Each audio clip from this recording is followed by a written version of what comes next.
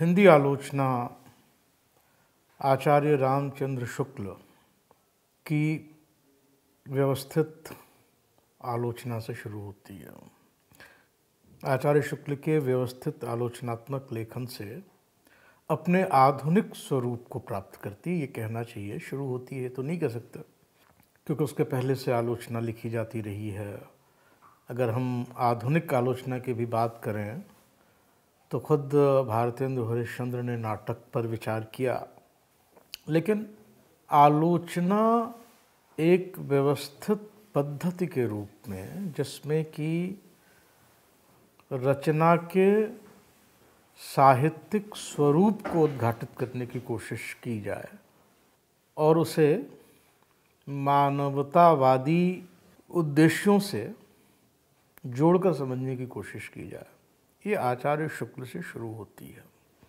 आचार्य शुक्ल ने हिंदी साहित्य का इतिहास लिखा और उन्होंने हिंदी साहित्य के सबसे चमकते हुए सितारों के रूप में तुलसीदास, सूरदास, जायसी, कबीर, रीतिमुक्त कवियों में घनानंद, आधुनिक लेखकों में प्रेमचंद इत्यादि को स्थापित किया। इस तरह अपने इतिहास और अपनी आलोचना के माध्यम से हिंदी साहित्य की एक प्रासंगिक छवि उन्होंने बृहत्तर साहित्यिक समाज के सामने पेश की। उन्होंने हिंदी आलोचना को अपने पैरों के बल पर खड़ा किया। शुक्ल की आलोचना केवल प्रभावाभिव्यंजक आलोचना नहीं थी। आलोचना का मतलब ये नहीं कि मेरे दिल पे किसी रचना का क्या असर पड़ा, बल्कि वो साहित्य की एक ऐसी विवेचना थी जो मनुष्य के एक रचनात्मक उद्यम के रूप में साहित्य को देखती है और मानवतावादी लक्ष्यों के लिए उस उद्यम की सार्थकता पर विचार करती है। जाहिर है कि आचार्य शुक्ल से आधुनिक हिंदी आलोचना को एक प्रस्थान मिला। अब अगर शुक्लोत्तर आलोचना की हम चर्चा करें तो फिर आचार्य शुक्ल के बाद से लेकर आज तक की हिंदी आलोचना को इसके दायरे में रखा जा सकता है। एक दृष्टि ये हो सकती है कि न केवल आचार्य शुक्ल के बाद आने वाले आलोचक जैसे शांतिप्रिय द्विवेदी, नंददुलारे वाजपेयी, हजारी प्रसाद द्विवेदी, नगेंद्र और देवराज जैसे लोग इस दायरे में शरीक हैं। ख़ास तौर पे हम जानते हैं कि नंददुलारे वाजपेयी, हजारी प्रसाद द्विवेदी और नगेंद्र शुक्लोत्तर आलोचना की वृहत्त्रयी माने जाते हैं। लेकिन इनके बाद भी हिंदी आलोचना अनेक दिशाओं में आगे बढ़ी है। ख़ास तौर पे हिंदी में मार्क्सवादी आलोचना एक प्रबल प्रवृत्ति के रूप में उभरी है, जिसमें शुरुआती दौर से अगर देखा जाए तो शिवदान सिंह चौहान, प्रकाश चंद्र गुप्त, रांगेय राघव, रामविलास शर्मा, अमृत राय, राहुल सांस्कृत्यायन से लेकर नामवर सिंह, मैनेजर पांडे, नित्यानंद तिवारी, विश्वनाथ त्रिपाठी, ऐसे अनेक आलोचकों की परंपरा है जो आज हमारे समय तक चली आती है। इसके अलावा हिंदी में एक आलोचना का स्कूल वह भी है जिससे अज्ञेय जैसे कवि जुड़े हैं। एक परिमल स्कूल है आलोचना का, जिससे विजय देव नारायण शाही और मलयज जैसे आलोचकों का संबंध है। इन प्रमुख स्कूलों के अलावा आलोचना की और भी बहुत सारी प्रवृत्तियां हैं, लेकिन हमें यह समझना चाहिए कि इस समूची परंपरा को, जो आचार्य शुक्ल के बाद उठ खड़ी हुई, हम केवल शुक्लोत्तर आलोचना के एक लेबल में नहीं समा सकते। इसलिए जब हम शुक्लोत्तर आलोचना की बात करते हैं तो हमारे ध्यान में वे आलोचक होते हैं जो सीधे सीधे शुक्ल जी से संवाद कर रहे थे, जो शुक्ल जी के आसपास लिख रहे थे और जिनका आलोचना कर्म एक तरह से या तो शुक्ल जी की आलोचना के विस्तार के रूप में या फिर उनसे बहस करते हुए विकसित हुई है। ऐसे आलोचकों में जो सबसे पहला नाम ध्यान में आता है वो शांतिप्रिय द्विवेदी का है। इनका समय अगर आप देखें तो 1906 से लेकर 1967 तक इनका जीवन काल है। जाहिर है इनके सामने आलोचना के एक शिखर के रूप में आचार्य शुक्ल मौजूद थे। शांतिप्रिय द्विवेदी ने वो काम किया जो काम आचार्य शुक्ल ने पूरी तरह नहीं कर सके थे, और वह काम था छायावादी कविता की मार्मिक व्याख्या करना। आचार्य शुक्ल ने छायावादी कविता पर विचार किया, बहुत सारी कविता की बहुत सहृदयता के साथ आलोचना भी की। ख़ास तौर पे कामायनी पे उनका चिंतन महत्वपूर्ण, जिसमें वो कामायनी की बहुत सारी समस्याओं की ओर भी उल्लेख करता हूँ, इशारा करता हूँ। लेकिन वास्तव में जो व्यापक छायावादी कविता लिखी जा रही थी उसकी एक ऐसी मार्मिक व्याख्या जो उसकी संवेदना से पाठकों को जोड़ सके, ये व्यापक रूप से शुक्ल जी की कलम से नहीं हो पाया था। तो ये काम शांतिप्रिय द्विवेदी ने किया। हालांकि इन्होंने हमारे साहित्य निर्माता नाम की पुस्तक में जिन कवियों पे विचार किया वो उनका दायरा छायावाद तक सीमित नहीं है, उसमें और भी बहुत से महत्वपूर्ण नाम है। पर छायावादी कविता को पढ़ने में, समझाने में शांतिप्रिय द्विवेदी का जो उद्यम है, उनका जो आनंद है, वो हमें सबसे अधिक प्रभावित करता है। ये बात अलग है कि शांतिप्रिय द्विवेदी पे प्रभावाभिव्यंजक आलोचक होने का एक आरोप रहा है। वो उस आरोप का मतलब ये है कि वो अपने हृदय पर पड़े प्रभावों की ही चर्चा करते हैं, कविता के स्वरूप का विश्लेषण नहीं करता। लेकिन शांतिप्रिय द्विवेदी ने अपने समर्थन में ज़रूर कहा कि कविता अपने प्रभावों में ही होती है और कविता पाठक के हृदय तक पहुंचकर अपने संपूर्ण अर्थ को, अपनी सारी संवेदना को प्रकट करती है। इसलिए उस प्रभाव को पाठक तक पहुंचाना एक तरह से उस कविता को आगे विकसित करना है। लेकिन शांतिप्रिय द्विवेदी का महत्व ये भी है कि उन्होंने छायावाद का गांधीवाद से संबंध क्या है इसको समझा। उन्होंने उसे गांधीवाद के साहित्यिक संस्करण के रूप में देखा। ऐसा कहने में एक तरफ तो युग चेतना और साहित्यिक चेतना के बीच संबंध स्थापित करने वाली दृष्टि प्रकट होती है, और दूसरी तरफ छायावादी कविता का ऐसा बहुत सारा आशय अचानक प्रकट हो जाता है जो पहले लोगों के सामने नहीं था। तो एक जो सत्य का आग्रह और सत्य के लिए प्राचीन पोथियों और प्राचीन रूढ़ियों को चुनौती देने का साहस, स्वाधीन चेतना और स्वाधीन कल्पना के लिए प्रयोग करने का साहस, ये वो तत्व हैं जो शांतिप्रिय द्विवेदी की नज़र में छायावाद को गांधीवाद से जोड़ते हैं। हालांकि वो ये मानते थे कि गांधी का प्रभाव उस ज़माने के समूचे हिंदी साहित्य पे पड़ रहा था, और प्रेमचंद, मैथिली शरण, सियाराम शरण, जैनेन्द्र और छायावादी कवि सब एक ही गांधीवादी परिवार के सदस्य थे। निश्चय ही जो नए ज़माने की चेतना थी जो गांधी के माध्यम से प्रकट हो रही थी, वही चेतना उस ज़माने के हिंदी साहित्य में भी सक्रिय थी एक महत्वपूर्ण दृष्टि से।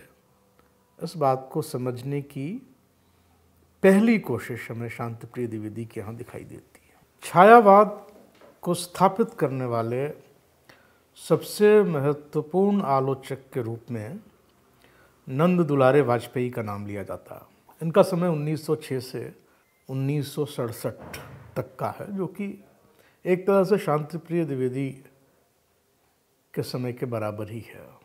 पर नंद दुलारे वाजपेयी छायावादी कविता के उस स्वरूप विश्लेषण में भी उद्यत होते हैं जो शांतिप्रिय द्विवेदी की कलम से नहीं हुआ। जयशंकर प्रसाद, नया साहित्य नए प्रश्न, आधुनिक साहित्य, हिंदी साहित्य 20वीं शताब्दी, ये सबसे ज़्यादा महत्वपूर्ण पुस्तकें हैं जो नंद दुलारे वाजपेयी की कलम से निकलें। और भी बहुत सारी पुस्तकें हैं। ख़ास बात ये थी कि नंद दुलारे वाजपेयी आचार्य शुक्ल की आलोचना पद्धति को और ख़ास तौर पे उनकी छायावाद संबंधी आलोचना दृष्टि को चुनौती देते हैं। वो कहते हैं कि शुक्ल जी की नैतिक और बौद्धिक दृष्टि जैसी थी, उसकी अपेक्षा नए समीक्षकों की सौंदर्य अनुभूति और कला प्रधान दृष्टि एक निश्चित प्रगति है। वाजपेयी जी का आक्षेप यह है कि शुक्ल जी नैतिक प्रतिमानों पर साहित्य की समीक्षा करता हूँ। लोकमंगल जैसी अवधारणाएं साहित्यिक अवधारणाएं नहीं हैं, वो एक नैतिक आदर्श है। ज़रूरी नहीं है कि नैतिक आदर्श की दृष्टि से जो रचनाएं सफल हों वो साहित्यिक दृष्टि से भी उत्कृष्ट हों। इसलिए वो कहते हैं कि नए समीक्षकों ने जो काम किया है वो है सौंदर्यानुभूति और काव्य कला का विश्लेषण करने की, उसको समझने की, जो कि उनकी आलोचना पर एक निश्चित प्रगति है। वाजपेयी ये भी कहते हैं कि शुक्ल जी की सारी विचारणा, उनका सारा चिंतन द्विवेदी युग की आदर्शोन्मुख नीतिमत्ता पर स्थित है। समाज शास्त्रीय, सांस्कृतिक और मनोवैज्ञानिक मीमांसा उन्होंने नहीं की है। नवीन सामाजिक सांस्कृतिक जटिलताओं का विवेचन उनमें नहीं पाते।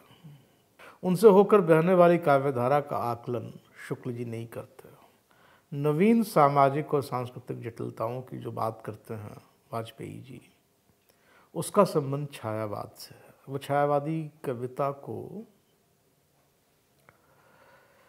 नए मानवीय जीवन, आधुनिक मानवीय जीवन की जटिलताओं की अभिव्यक्ति के रूप में देखते हैं। उसमें जो रहस्य है, उसमें जो द्वंद्व है, उसमें जो संघर्ष है, उसमें जो एक नीति निरपेक्ष या नैतिक निरपेक्ष दृष्टि है, उसका संबंध वाजपेयी जी आधुनिक जीवन की जटिलताओं से जोड़ते हैं। आधुनिकता नैतिक मर्यादाओं को चुनौती देती है, स्थापित नैतिकताओं को चुनौती देती है, जीवन के नए विकास को स्वीकार करती है। और जीवन का नया विकास जब नई दिशाओं में जाता है तो नैतिकता के पुराने किले टूटते हैं। तो एक तरह से वाजपेयी ने हिंदी आलोचना को सामाजिक नैतिकता या लोक मंगल के दबाव से मुक्त किया। ऐसा करके उन्होंने अच्छा किया या बुरा किया, इसको लेकर बहस हमेशा चलती रहती है। लेकिन इसमें कोई संदेह नहीं कि छायावाद के साहित्यिक महत्व को, उसके साहित्यिक नवोन्मेष को, उसके साहित्यिक सांस्कृतिक स्रोत को पहचानने की यह एक सार्थक चेष्टा थी।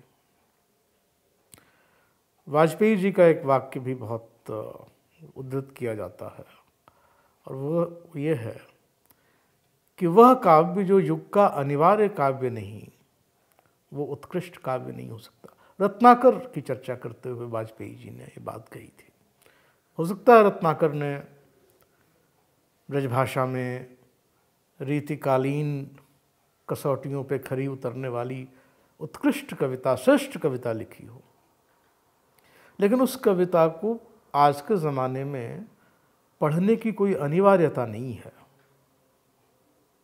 उस कविता की उत्कृष्टता युगीन अनिवार्यता पर निर्भर करती है। ये दृष्टि नंदुलारे वाजपेयी को एक महत्वपूर्ण आलोचक के रूप में स्थापित करती है। दूसरा नाम जो शुक्लोत्तर आलोचना में शुक्ल से बहस करने वाले और शुक्ल की आलोचना को, शुक्ल के माध्यम से विकसित हुई हिंदी आलोचना को नई दिशाओं में ले जाने वाले आचार्य हजारी प्रसाद द्विवेदी हमारे सामने आते हैं। समय इनका भी वही है 1907 से 1979 के बीच का।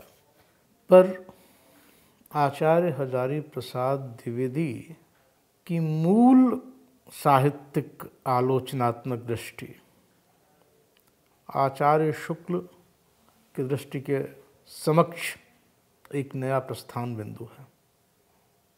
यूँ ही नहीं है कि नामवर सिंह जैसे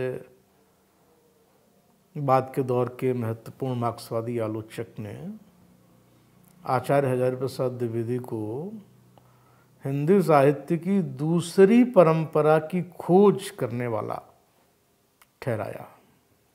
हिंदी साहित्य की केवल एक ही परंपरा नहीं है, न हो सकती है। किसी भी महान सभ्यता की, किसी भी महान सामाजिक इतिहास की एक ही परंपरा नहीं हो सकती है। उसके भीतर अनेक परंपराएं एक दूसरे से कभी टकराते हुए, कभी सीखते हुए आगे बढ़ती हैं। जो युग की दृष्टि से सार्थक होता है वो टिकता है, जो अपनी सार्थकता खो देता है वो नहीं टिकता। आचार्य हजारी प्रसाद द्विवेदी का आलोचना में मौलिक योगदान यह है कि वो एक नई ऐतिहासिक सांस्कृतिक दृष्टि से साहित्य का विवेचन करता है। वो साहित्य को सांस्कृतिक चिंता के विकास के रूप में देखते हैं। वो सिर्फ चित्त वृत्तियों का प्रवाह नहीं है, बल्कि एक समाज किन विषयों पे चिंतन करता है, वो किन प्रश्नों को लेकर चिंतित होता है, उसकी अपनी एक गति होती है, उसकी अपनी एक डायनामिक्स होती है। उसके प्रवाह को समझने से हम उस सभ्यता को, उस समाज को बेहतर समझ सकते हैं। यही कारण है कि 1940 में लिखी अपनी पुस्तक हिंदी साहित्य की भूमिका में आचार्य हजारी प्रसाद द्विवेदी भक्ति काल के संबंध में, भक्ति काल के उद्भव के संबंध में आचार्य शुक्ल के इस दृष्टि को चुनौती देते हैं कि भक्ति संवेदना का उदय भारत में विदेशी शासन या मुस्लिम शासन की स्थापना की प्रतिक्रिया के रूप में आया। आचार्य शुक्ल की यह स्थापना संदिग्ध है और अब तो ये निराधार सिद्ध हो चुकी है, पर उसके बहुत सारे कारण हैं, बहुत सारे तर्क हैं। ख़ास बात यह है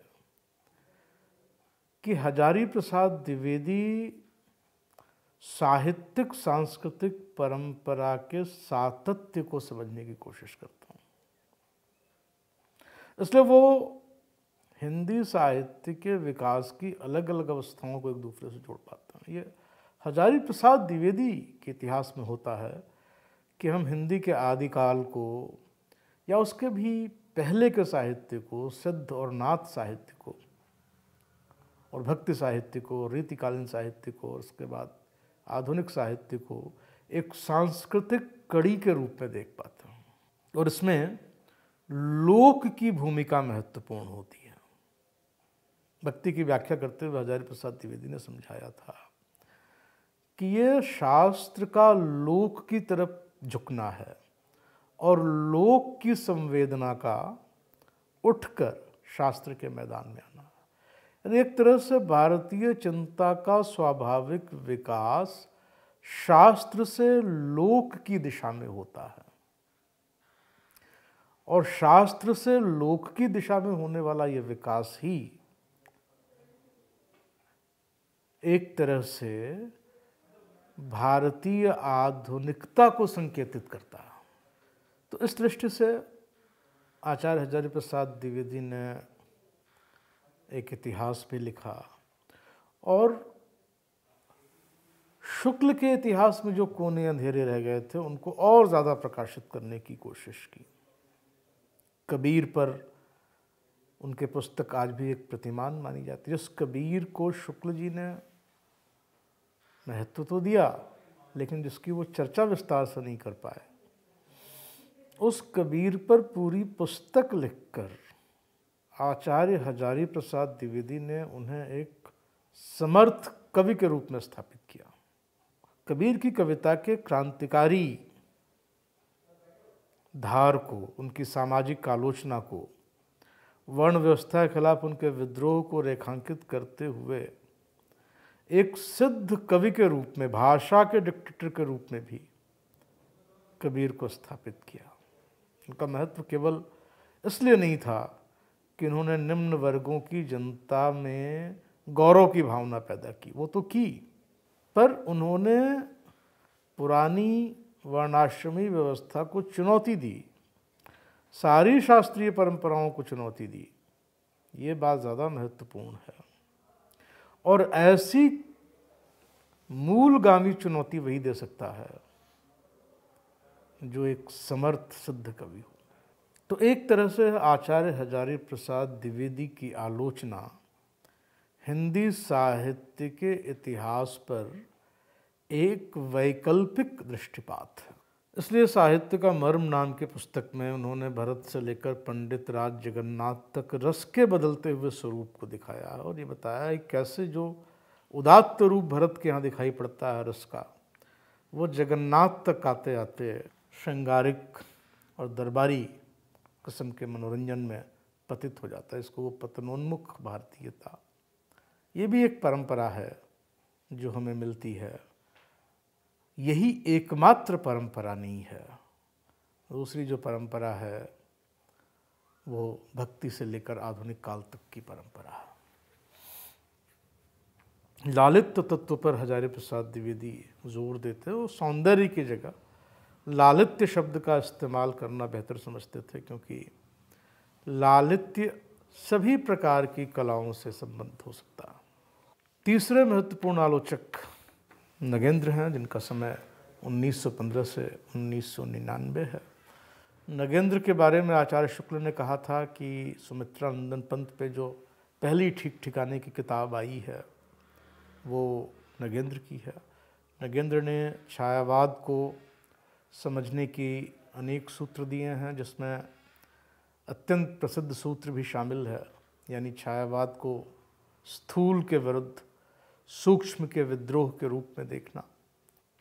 लेकिन नगेंद्र केवल छायावाद और सुमित्रा नंदन पंत तक सीमित नहीं रहता हूँ। उनका बड़ा काम भारतीय और पाश्चात्य काव्यशास्त्रीय चिंतन से हिंदी के पाठकों को जोड़ना है।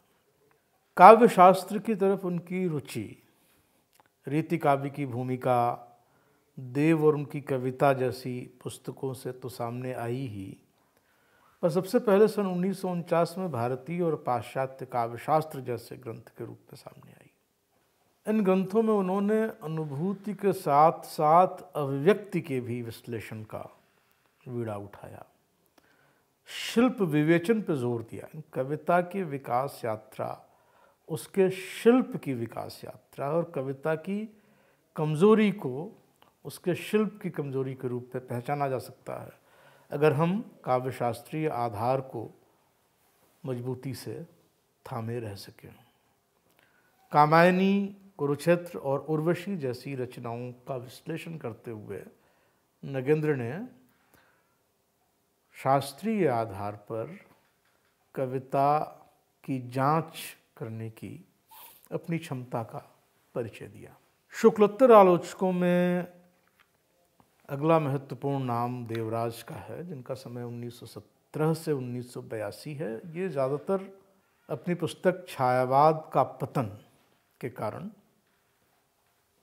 चर्चा में आए, चर्चा में रहे। इसमें वो छायावाद की उन अंतर्निहित समस्याओं का विस्तार से उल्लेख करते हैं, जिसके चलते छायावाद एक दौर से आगे नहीं बढ़ पाई, एक दायरे से आगे नहीं बढ़ पाई।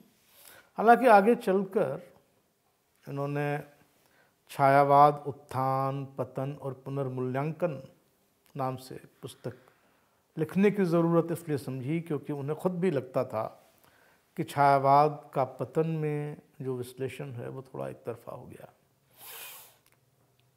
साहित्य चिंता, नई कविता, आधुनिक समीक्षा, कुछ समस्याएं, साहित्य समीक्षा और सांस्कृतिक बोध, ये सब पुस्तकें हैं देवराज की जो चर्चा में रहीं।